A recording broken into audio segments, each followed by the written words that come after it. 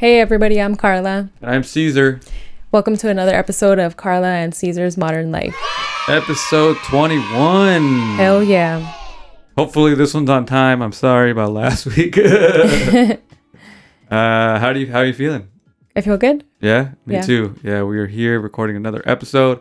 Before we move on, let's do this because people say you got to do it right at the beginning. So if you're subscribing to this, if you're watching this right now, like it right now so it's out of the way. So tell us good You're job. You're going to do it anyway, so just do it right now. Do it right now and leave us a comment like great job even though you haven't seen it yet. Just so you don't forget later. So yeah, and shout out to everybody that has been watching the videos every week. We have a lot of people that are our friends that have been tuning in and giving us feedback in person. Yeah, we enjoy the feedback for sure. And everybody that just has discovered us on YouTube too. The Drake and Beyonce reactions are one of the most popular videos we've done. Nice. So those a lot of people watch those. So thank you to everybody that checked that out. Yeah, we'll keep doing more of those. Yeah, those are great. Yeah, we're gonna keep doing every kind of content like the snack reviews. The podcast is the only thing we're doing weekly for sure because we want to keep those other ones like when we have something to say, like we have snacks we want to review, we should do that, or when there's music that needs to be listened to. For sure. So yeah, is there anything else you want to say to the people about that? No, just check them out, and if you like them, share them with your friends. Like them, comment, just like we just said. Yeah. Sorry to be so repetitive, but no, it's okay.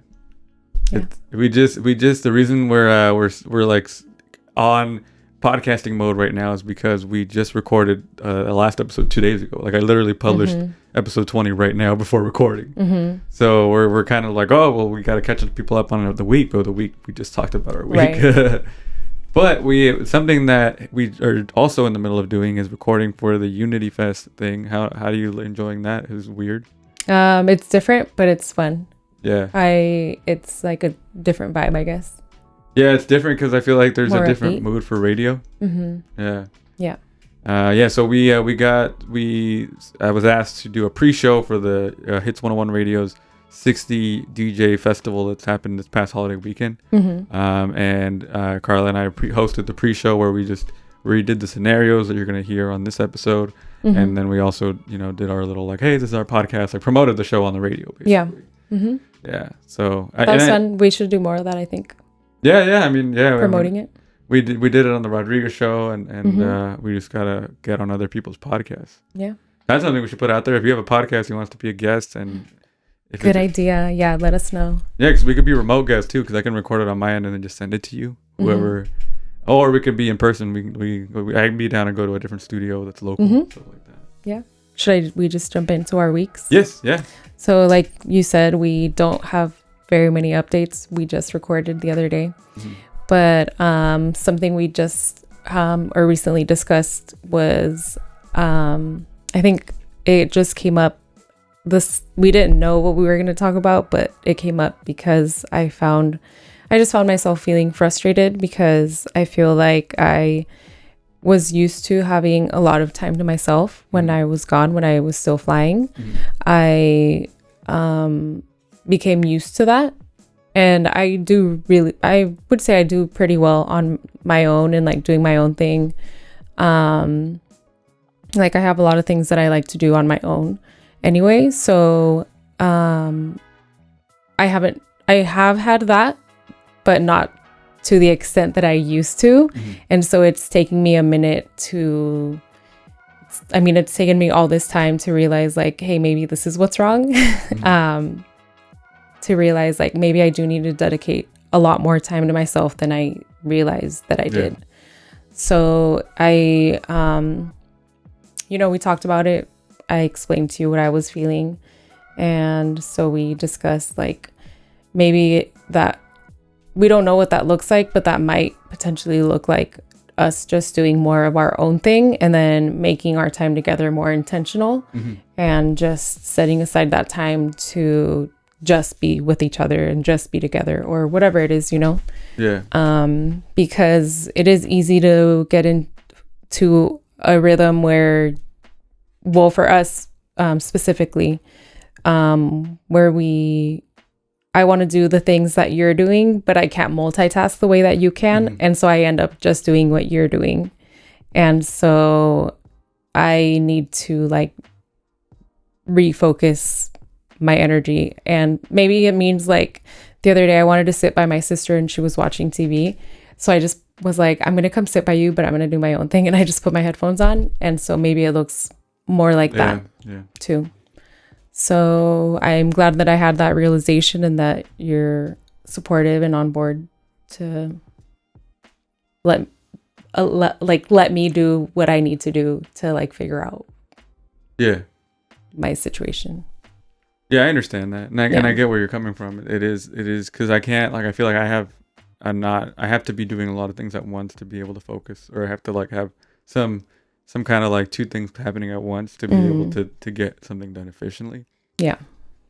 Sometimes that's true. I mean, I would say most of the time, like sometimes I'll like be super focused and have everything off and just be looking at like editing or something. But most of the time I need the TV on and I look over, and because sometimes like I get lost in my thoughts while working on one thing, because I'm like so used to not think, like, because I'm like my brain's all over the place, you know.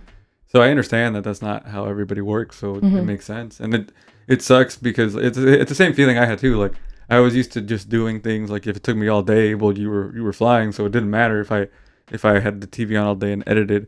But like and I felt like, well, at least I edited that day, so I felt the day was fulfilled.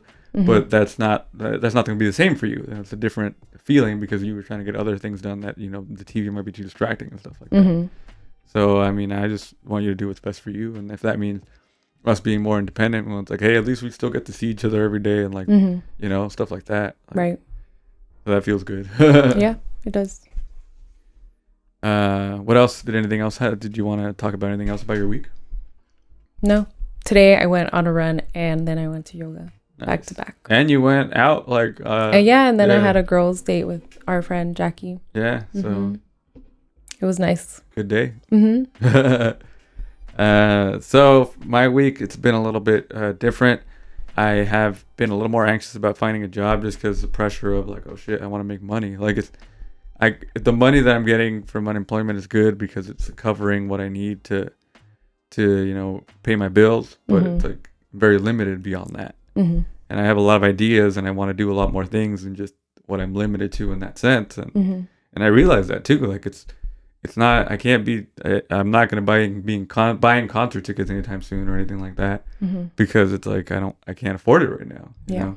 And it's like, I want to be able to live my life to the fullest. And that part of it is making money as much as it's having to have a job. But I'm also like looking for a job where I am going to do something I love. And I've had a couple opportunities now where I'm like, it feels a little more possible because I've gotten interviews now. So it's not just like, hey, do I really just suck at this and nobody's like noticing? So that feels good. Good. And I would also like to do the opposite. Like I also am really involved in the projects that I'm doing. So I wish that somebody would just sponsor these projects and then I could just do that and that'd be my job too. But we've talked about that too. Yeah. It's definitely something to work towards for sure. Yeah. I feel like what we're doing now. Yeah, exactly. And I feel like this work is building. I mean, with people like with the React, like the videos are being viewed. So it's like worth it, you know? So yeah, just keep supporting people out there. That helps me. Helps both of us. Yeah. Good for you, honey. I have faith in you and, you know, the right job is out there for you. And I feel like we're still okay where you don't have to settle for a job that's not in the field that you want to be in. Yeah, I agree. I feel like that right now I'm still good, but sometimes it feels like there's a ticking clock that's like, oh shit, I'm going to run out of time. I understand. Yeah, that's a terrible feeling, like being under pressure like that. Because it's like I do want to give myself the summer, and I'm not saying like I'm going to coast all summer either. Like I'm working and I'm trying to find a job too, but I'm like, the summer is my like, okay, if I don't find a job in September, I'll be freaking out, you know? So yeah, that was our week. Should we get into the scenarios? Yeah, let's do it. Here we go. The first one. My brother became a vegan for ethical reasons at age 12. This strained his relationship with our conservative parents for a long time. My brother was also freegan for a while. That probably needs a definition. He and his friends would take food from grocery store dumpsters as a protest against capitalism, factory farming, and food waste. Despite being vegan, they'd eat meat if they found it in the dumpster because the choice was to eat the meat or send it to the landfill, and no animal would be saved either way. He mostly gave up the dumpster diving after he became a father because of the risk of arrest. My brother hosted Easter for our parents and extended family this year. I wasn't there. Our parents told me later that he served a traditional glazed ham. They were happy he and his family were finally eating like normal people, but I knew my brother's beliefs hadn't changed and his household was vegan. I checked with him and he confirmed that the meat he served had been ethically sourced by his daughter and a dumpster diving friend because our parents take vegan meals as personal insult and he didn't want to deal with it this year. What? I felt my brother had done the wrong thing by not telling our parents where their food came from, since most people would feel wrong about eating food that had been thrown in a dumpster and there was a potential health risk involved. So I told them. My parents nearly stoked out from sheer rage and ended up calling CPS because my brother was forcing his children to eat trash, in quotation marks. My brother and his wife are pissed that I stuck my nose in their business and aren't speaking to me anymore. Damn. So is he a jerk for telling his parents where the food came from? Oh man, this is spicy. Yeah, I didn't expect for it to escalate so much. But, wow. I feel like yeah, I mean, there's a health risk, right? Is it a stated fact that there's a health risk involved? For sure. Because of the dumpster thing. Yeah. Yeah. And because it's meat. Yeah. Specifically ham, which I feel like is the worst one to eat if you don't know like how long it's been out of the fridge, you know? That's true. Yeah. Damn. I mean, probably all of them, but I feel like yeah, because it's meat, that's just not It's just not a responsible thing to do. Yeah, I agree. I understand the reasoning behind why he did it when he was younger, but you can't, I don't know, I feel like he crossed the line by teaching his daughter and the friend to do it and then exposing people. Maybe like give people the option, like let them know, hey, this was free. I found it. Yeah. Feel like eat it at your own risk. But still. Yeah, I get it now. I didn't understand it until you said, yeah, it's meat. Like that's dangerous. I agree with that. If it was a vegetarian meal, like if it was plant-based, do you think he still had a right to tell them? If there was no, like if we remove the health risk thing, if it was just food that came from a dumpster. And it was like fruit, veggies and stuff. Then I would say that they were overreacting. They were overreacting for being angry, but at least he still would have to tell them, like, hey, just so you know, like this is coming from here, you know. But the fact that they called Child Protective Services. Oh, that's what that was? CPS? Oh, yeah, that's... But I get where they're coming from because that is not healthy if you're feeding them possibly rotten meat, right? Yeah. Oh, wow. So, yeah, I don't think he's a jerk for telling his parents because I think if you're going to do that, if that's the choice you're making for yourself, then that's good for you. That's your choice. But yeah. But you can't make that choice for other people. You can't expose people like that. All right. Are we ready to move on to the next one? Yeah, let's do it. All right, let's do it. I am a 31-year-old man and was at a large store yesterday with my 5-month-old son when he did what babies do. I went over to the restrooms and saw there wasn't a family/companion restroom, just a men's and women's. I went into the men's room and saw there was a cubicle and a few urinals, but no changing table. The sink didn't have a counter either. I walked out and headed down an employee to ask where the changing table was. She said it was in the bathroom and asked where. I asked where, assuming there was a family companion restroom on the other side of the store, and she took me back to where I was. I asked if there was another bathroom and she said no. I told her I was just in the bathroom and there was no changing table. She asked if I was sure and suggested I look again. I was annoyed, but I went back into the men's room, no changing table. When I came out, the employee was gone.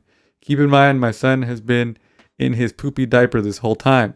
So I give up and head into the ladies' room, which sure enough had a changing table. There was a woman in there washing her hands and she said, "Wrong bathroom, buddy."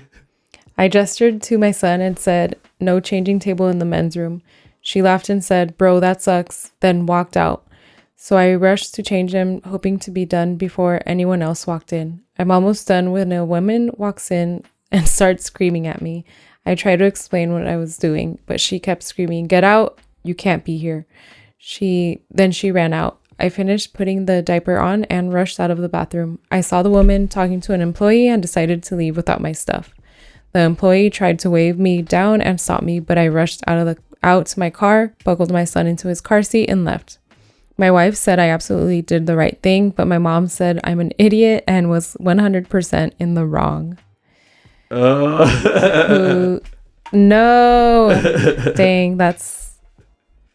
I mean, what are you going to do? Unfortunate. He did what he had to do. Yeah. Like that, I feel like that was an overreaction on the... I mean, who knows?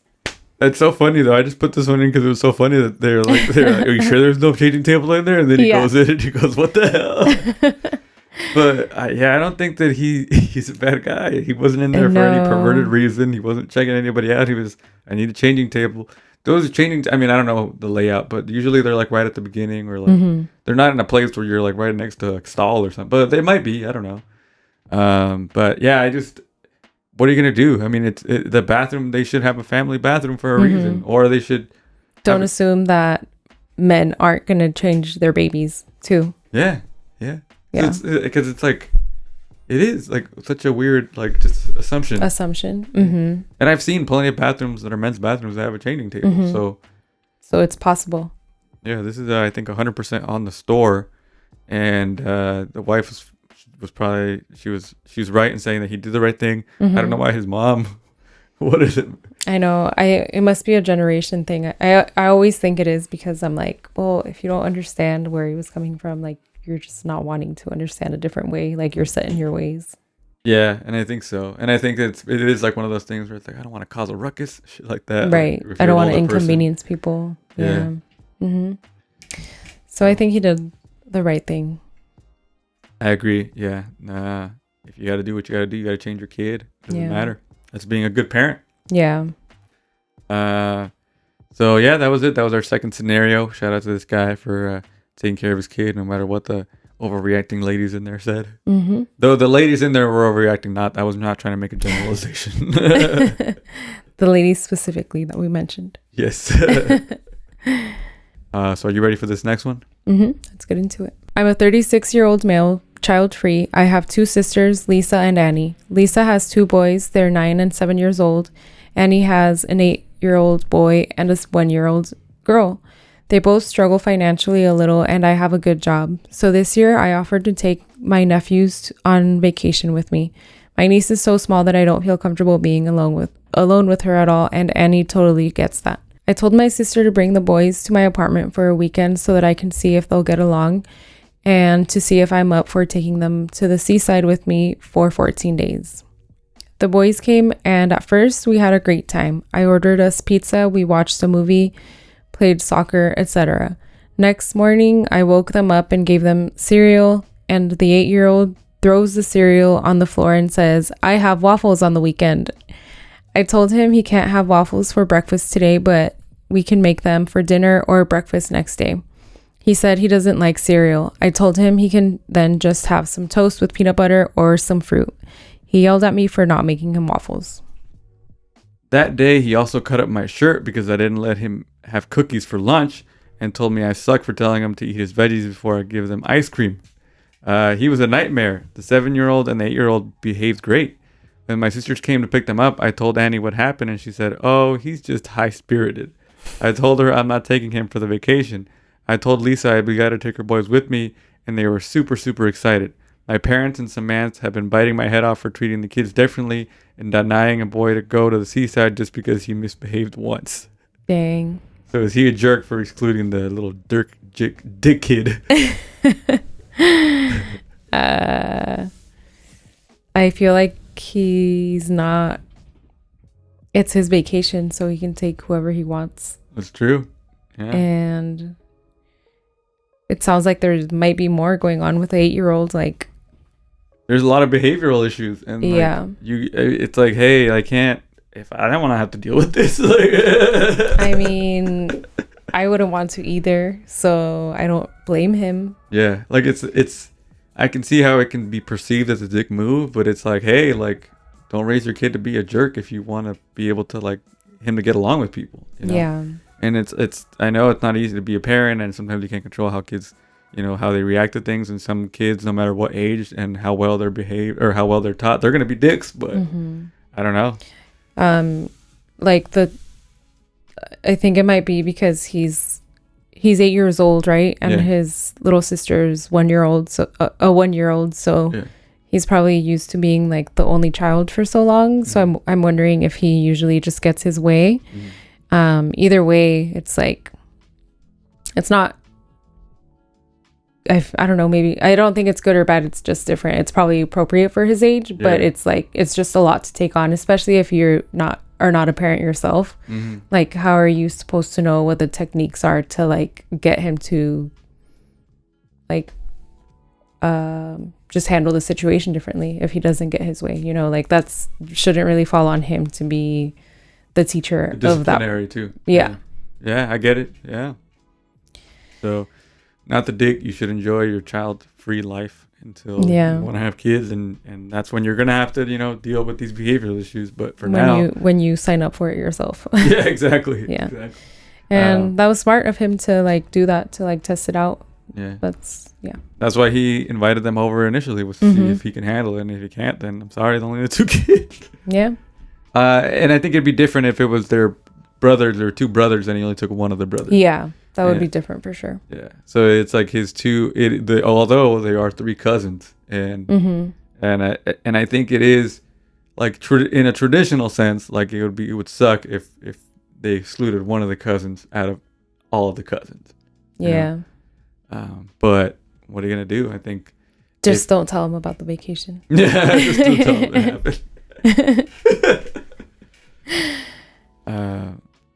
All right, yeah. So that was it. That was all the scenarios for this episode. How did you like it? Did you enjoy the episode? Yeah, they were all different and they were all interesting. Yeah. Remember, like I said, to like this video, subscribe to the channel, comment whatever you feel like. If you want, you should have done that before when we told you it the first time. But here's another opportunity to do that. And follow us on Instagram. You can follow me at IamCesarRod.